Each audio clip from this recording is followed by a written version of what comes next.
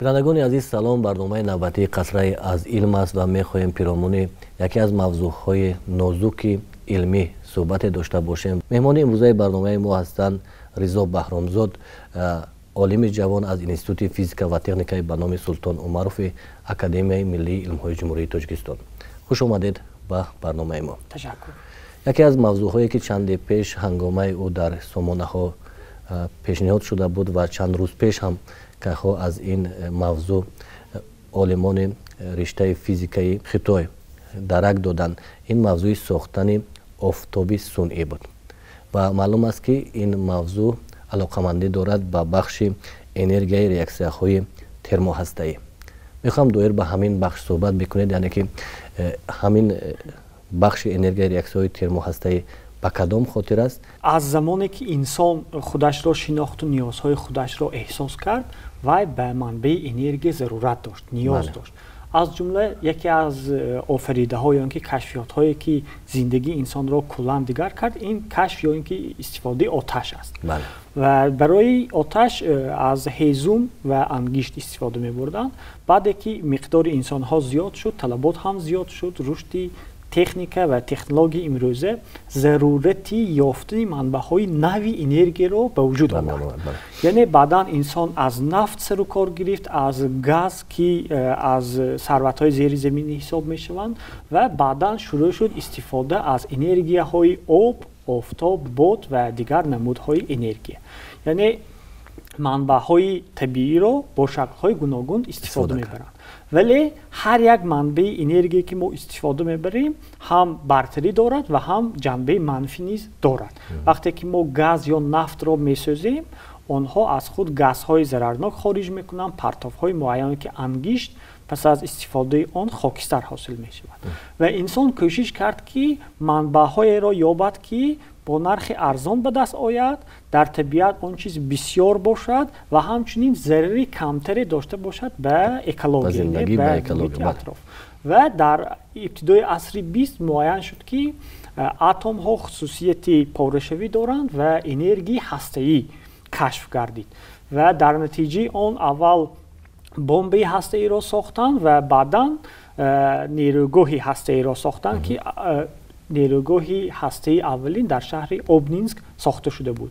یعنی در اینجا از همون انرژی که در نتیجه پاره‌شوی هسته‌های اوران یا اینکه پلوتونی حاصل میشد، انسان انرژی به دست می آورد. ولی ترکیشی که در چرنوبیل به وجود آمد نشان داد که این نوع انرژی هم عاقبت‌های منفی خودش را به طبیعت دارد و همچنین از سالهای 50 عصر گذشته سر کرده عالمان به جستجوی انرژی ترموهسته‌ای شروع کردند که در نتیجه یکجا کردن یک چند اتم سبک، اتم نسبتاً وزنی‌تر حاصل می شود و هنگام حاصل شدن همان اتم نسبتاً وزنی‌تر یک مقدار معینی انرژی خارج می شود و اگر همان انرژی را ما استفاده بریم، این انرژی ترموهسته‌ای می شود.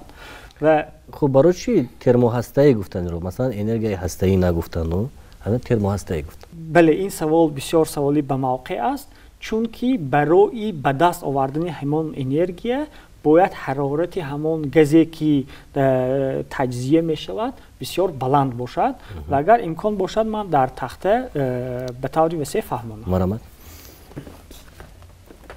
انرژی ریاکسی ترموهسته‌ای در اساس یکجا کردن دیتری و تریتری یعنی ایزوتوپ های هیدروژن به دست می آید و اگر ما همین چیز را تصور کنیم، ایزوتوپ دیتری یک پروتون و یک نیوترون دارد، ایزوتوپ تریتی باشد یک پروتون و دو نیوترون دارد. برای آنکه آنها با همدیگر یکجا شوند و پیوست شوند، اینجا قوه ذرات ها که با نام قوه کولون مشهور است خلل میرساند. یعنی پروتون ذره مثبت است، در اینجا هم پروتون ذره مثبت است، آنها را به همدیگر نزدیک کردن بسیار دشوار است. برای همین قوه را برطرف کردن باید انرژی کنیتیکی همین دو هسته چنان بلند باشد که آنها توانند که همین قوه را برطرف کنند. برای همین هم حرارت آنها بسیار باید بلند باشد و حدودی 10 میلیون درجه سلسی. برای همین هم این نوعی ریاکسیه رو ریاکسیه ترموهسته‌ای میگویند. ترموگرمی است و در حالتی که حرارت بسیار بلند است این ریاکسیه میگذرد. یک مفهوم اینجا استفاده کردید، قوه کلون. بله. این قوه ساخته شده است؟ نه، این قوه طبیعی است که خاصی ذره های ضریرناک است. موافق این قوه دلخواه ذره ضریرناک با همدیگر تاثیر متقابله میکنند. اگر ذریات ها همنام باشند آنها همدیگر رو تله میدهند، اگر گوناگون نام باشند آنها همدیگر رو جذب میکنند. یعنی دو نوع ذریات های الکتریکی موجود است، مثبت و منفی، یا اینکه جمع و مینوس طرح. اگر آنها همنام باشند، دو ضریب مثبت باشد، همدیگر رو تله میکنند. برای همین هم اجسامی که در اینجا دو ضریب مثبت هست آنها همدیگر رو تله میکنند و برای یکجا شدن آنها حرارتی بلند ضرور است که آنها با صورتی بلند با انرژی کلون به همدیگر نزدیک شده پیوست شوند. و فرمولای همین ریاکسیه چنین شکل دارد، یعنی دیتری جمعی تریتی در نتیجه حاصل می شود هلی و یک نیترون. باز یک مقدار معینی انرژی جدا می شود که برابر است به حد 6 مگا الکترون ولت. اینجا مگا الکترون ولت واحدی انرژی در نتیجه همین ریاکسیه به وجود می آمدگی است و این انرژی در شکل انرژی کنتیکی ان همین هلی و نیترون ظاهر می یابد. و همچنین نوع دیگری همین ریاکسیه هست که آن در اساس تجزیه دیتری و هلی 3 به وجود می آید که شکل نوشتی آن چنین است. دیتری یا اینکه ایزوتوپی هیدروژن و هلی 3 در نتیجه حاصل می شود هلی و پروتون. یک پروتون حاصل می شود، باز انرژی معینی دیگر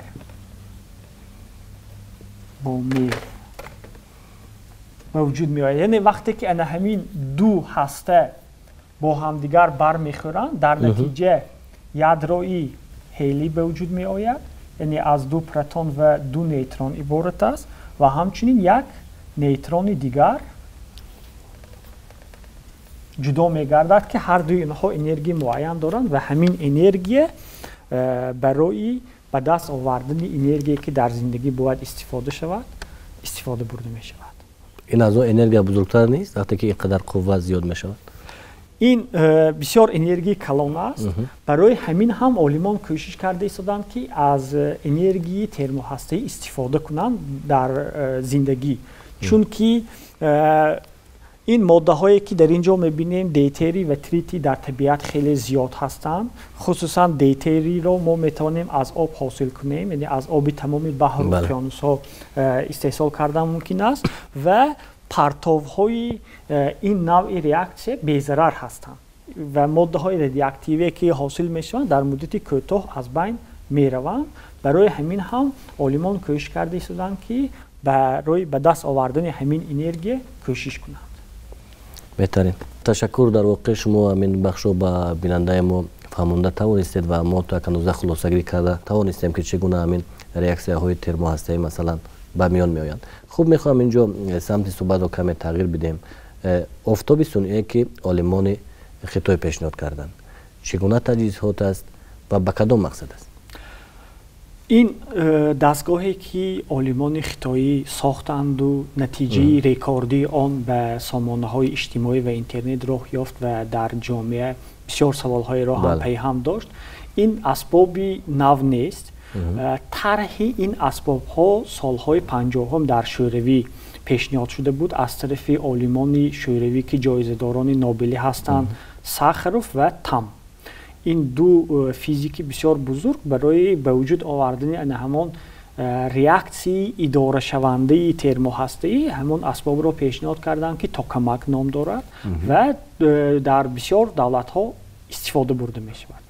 و برای چی این اسباب ضرور است؟ یعنی همین ریاکسی وقتی که میگذرد انرژی بسیار زیاد جدا می شود، حرارتی بلند ضرور است و در طبیعت مواد یا اینکه ماده وجود ندارد که به همان گرمی تاب آورده تواند و مردم هم سوال میدادند که چگونه حرارتی فرض کردیم 100 میلیون درجه رو به دست آوردن، حالان که از همه متلی که به گرمی تاب‌آور ولفرام حدود 4000 درجه رو طاقت کرده میتواند تمام.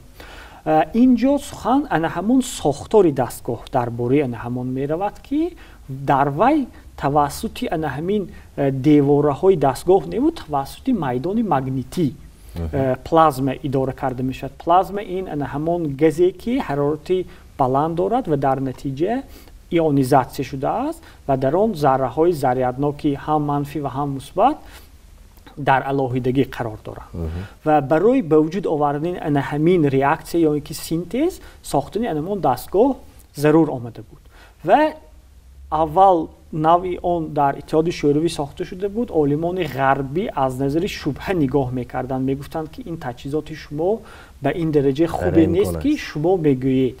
ولی وقتی که سالهای 70 60 70 عصر گذشته از اروپا آمدند به شوروی و خودشان دیدند و اندازه‌گیری کردند، بعد باوری حاصل کردند که در حقیقت در همین دستگاه حرارت هایی که 10 میلیون درجه است به دست آوردن ممکن است و ساخت این دستگاه من در تخته نشان میدهم. از سبب آنکه حرارت پلازما 10 میلیون درجه را تشکیل میدهد، تنها میدان مگنیتی قدرت دارد که همان پلازما را نگاه دارد. یعنی این از خاصیت ذره های ضریرناک برمی آید که آنها در میدان مگنیتی از روی اسپیرال حرکت میکنند ولی بیرون نمیشوند. برای همین هم عالمان شوروی تام و ساخاروف ساختن چنین دستگاه را پیشنهاد نمودند که از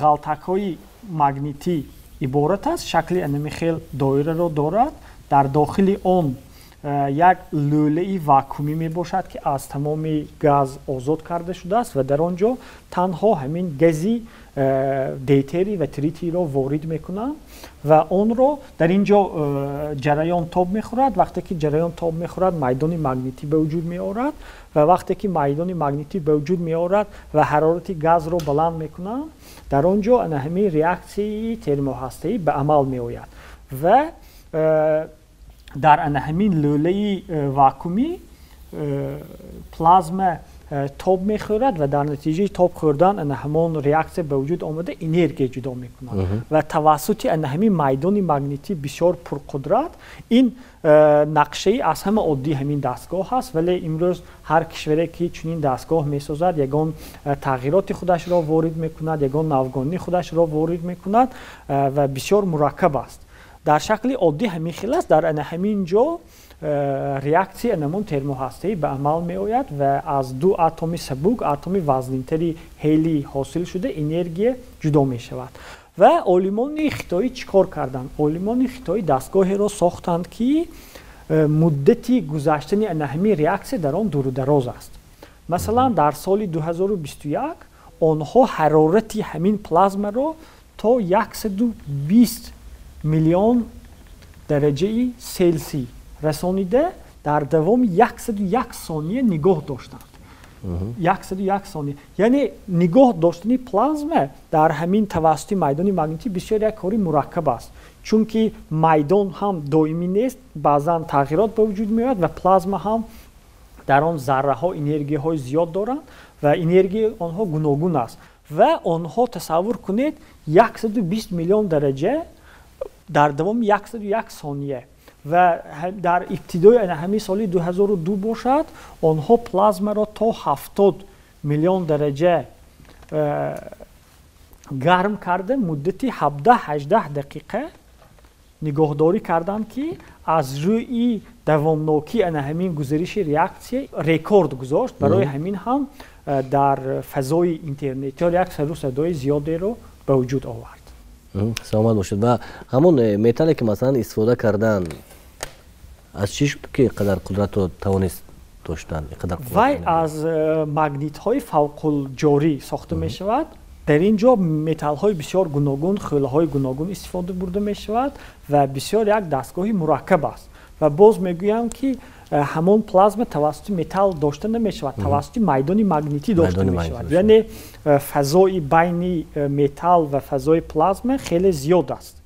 یعنی پلازما در بین قرار دارد و سوال پیدا می شود که برای چی آفتاب مصنوعی نام گذاشتن؟ چون که در قعر آفتاب و دیگر ستاره ها عیناً همین ریاکسیه که در بالاتر نوشته بودن جاری می شود و در نتیجه گذشتن همین ریاکسیه آنها صاحب انرژی شده نور می افکنند. یعنی همین انرژی که ما از آفتاب می گیریم در نتیجه همین ریاکسیه ترموهسته‌ای می باشد. سلامت باشید. یعنی که این آفتابی که پیشنهاد کردن حالا تنها قدرت 18 دقیقه ایستادن را دارد. بله، همگی 18 دقیقه نگاهداری می شود و در حجم بسیار خرد، همگی 10 متر مکعب، یعنی حجم همون گازی که در ریاکتور استفاده برده می شود. و امروز در فرانسه یک گروهی بین المللی عالمان به ساختن ریاکتور بین المللی همون ترموهسته‌ای ادامه داده ایستادند که در آنجا حجم همین گاز تا 800 متر مکعب میرسد و یکی از زینه‌های برای به طور صنعتی استفاده بردن همین انرژی ترموهسته‌ای می باشد. یعنی هنوز این تکنولوژی مکمل نیست. ما هنوز از انرژی استحصال کرده آن منفعت دیده نمیتوانیم، یعنی در دوره آزمایشی تحقیقاتی قرار دارد، ولی امید است انتظار می رود که در آینده یکی از منبع‌های مهم انرژی همین انرژی ترموهسته‌ای شود. و باید قید کنم که در مرکز آفتاب حرارت همگی 15 میلیون درجه است. یعنی این 70 میلیون درجه قریب 5 مراتب زیادتر از انرژی از حرارت مرکزی آفتاب است و 120 میلیون خیلی باز زیادتر. بعد این منطقه‌ای که همین تجهیزات رو مثلا آزمایش میکنن از همین آفتاب ضرر نمیبینه؟ اینقدر قوه بلند است، اینقدر انرژی بلند است و هم تجهیزاتی که مثلا این حرکت کردن در نوار ما دیدیم که مثلا همین آفتابی که کردن حرکت میکرد. و نواری که در فیسبوک پخش شد و نواری فیکی بود، یعنی به واقعیت درست نمی اومد و همین نواری آفتابی عادی بود.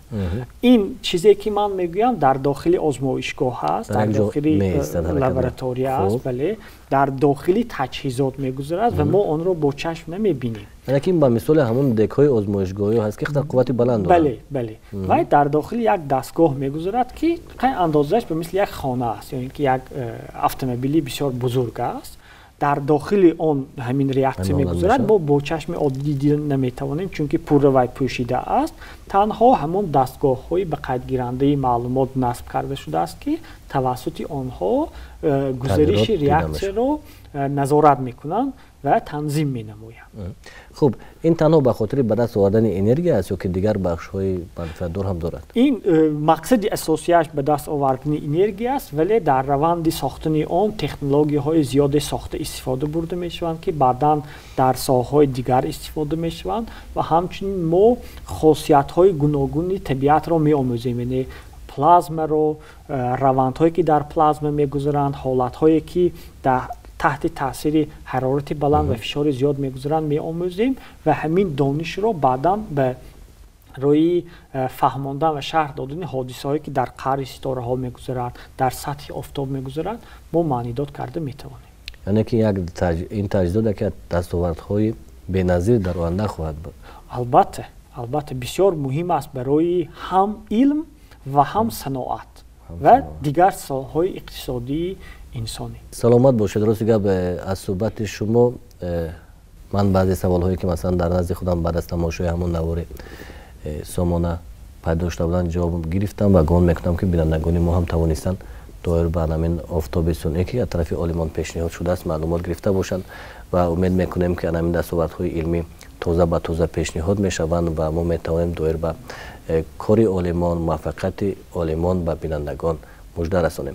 برای اونه که وقت گفته به صحبت ما آمدید از شما منتظر هستیم. بینندگان عزیز خاطر رسانی میکنیم که در صحبت ما بودن عالم جوان از انستیتوت فیزیک و تکنیک به نام سلطان عمروف اکادمی ملی علم‌های جمهوری تاجیکستان رضای بهرامزاد و ما صحبت داشتیم پیرامون آفتاب صنعی. تا صحبت دیگر شاد بمانید.